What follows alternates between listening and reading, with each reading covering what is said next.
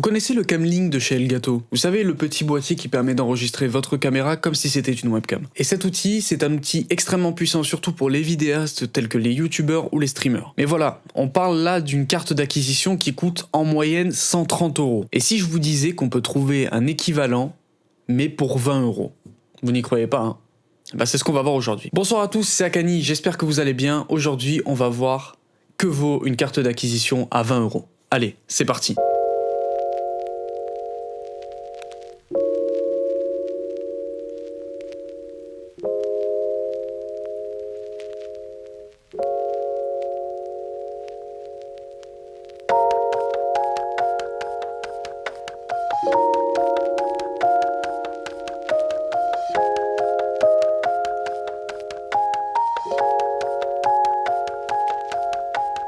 Comme vous le voyez, on est sur quelque chose de très simple. Dans la boîte, on trouve la carte, et c'est tout. La carte est toute en plastique, mais ne paraît pas cheap pour autant. Au niveau des fonctionnalités, cette carte peut prendre de la 4K au maximum en entrée, pour restituer au maximum de la 1080p à 30 fps, ou de la 720p à 60 fps. Niveau détection, c'est du plug and play, on branche, c'est reconnu par OBS, on peut s'en servir directement. Pour que vous fassiez une idée de la qualité que peut proposer cette carte d'acquisition, je vais vous mettre deux extraits, l'un enregistré directement avec mon G7 tel quel, et l'autre enregistré avec la carte de capture. Donc on va voir ça tout de suite.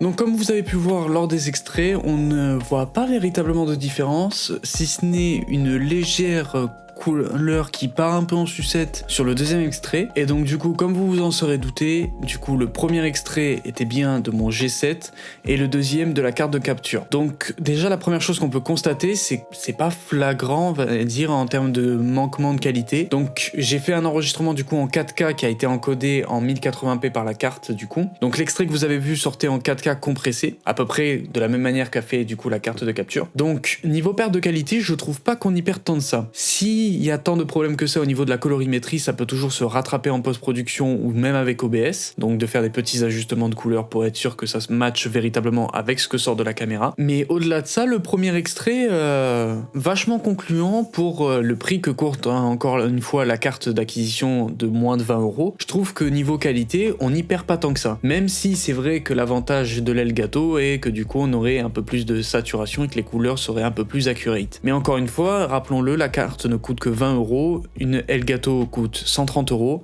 donc j'ai envie de vous dire, le choix est très vite fait. Le deuxième extrait que je vais vous passer du coup sera en 1080p 60 fps sur mon boîtier et en 720p 60 fps pour le boîtier d'acquisition, et on va faire un comparatif.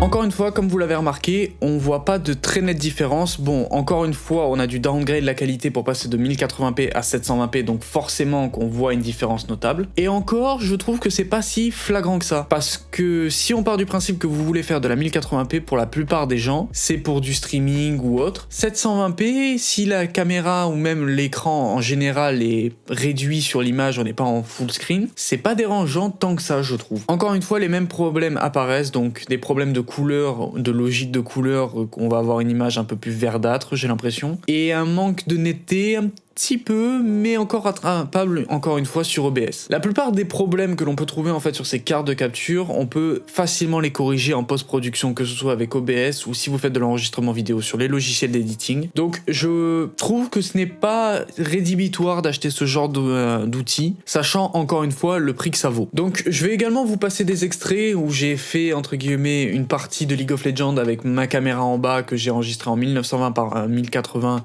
en 24 fps pour vous donner un ordre d'idée de ce que ça peut rendre, que ce soit pour du stream ou de la vidéo. Encore une fois, je trouve que le résultat est loin d'être déconnant. Le seul inconvénient maintenant que je peux trouver à ce genre d'installation tout en un, c'est-à-dire l'HDMI qui peut sortir de la caméra pour ensuite rejoindre le PC avec cette carte de capture, c'est que si vous utilisez un DSLR pour la plupart des gens, vous aurez impérativement besoin d'utiliser une batterie fantôme, c'est-à-dire une batterie qui va être directement branchée sur secteur pour pouvoir enregistrer de manière ininterrompue pendant des heures, tout le temps quoi. Et encore une fois, c'est un investissement à faire. Si on met bout à bout tous les éléments mis ensemble pour pouvoir constituer ce genre de setup, que ce soit la carte d'acquisition, le câble et la batterie fantôme du coup pour l'appareil, bah on n'est toujours pas au prix du Elgato. Je considère que le Elgato peut être une excellente alternative si vous en avez absolument besoin, et surtout pour une véritable raison. Le problème de ces cartes, malheureusement, c'est que du coup, elles créent du délai entre la voix et l'image. C'est facilement correctible encore une fois avec OBS en rajoutant un petit peu de délai sur la voix pour être sûr que ça matche correctement avec l'image. Mais encore une fois, si vous voulez véritablement quelque chose qui soit fiable, plug and play et qui fonctionne super bien dès que vous le branchez sans faire de paramètres,